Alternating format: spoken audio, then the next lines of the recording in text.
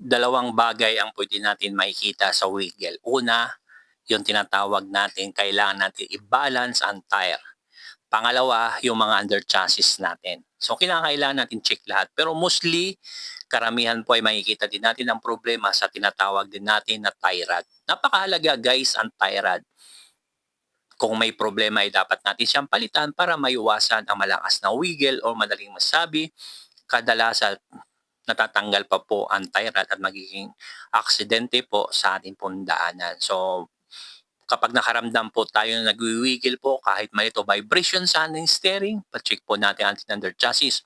Hindi kaya kung kaya mong palitan, palitan mo na po ang iyong pong tie rod para maging maayos ang bawat pagmamaneho natin at sama mo tayong pupunta. Marami pong mabibili na tie rod, meron pong 555 o ibang mga replacement na pwede po natin at napaka-importante, sinusukat natin kung pareha lahat ang haba, pareha lahat para di tayo magka-problema kapag binalik na po natin ating timpong tie rod at ito ay maging maayos. Ang kadalasan po ay pinapalitan po ito kaliwat kanan para mas maganda at hindi yung pagkatapos po nito at isa lamang papalitan, hihina po to dahil hahatakin niya sa kabila at pagkatapos mo palit nung isa, pagbilang na naman ng ilang buwan, papalit ka na naman nito.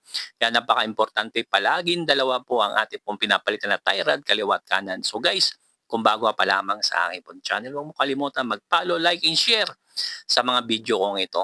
Para sa sunod, marami pa po tayo mga reaction video tulad nito. Salamat!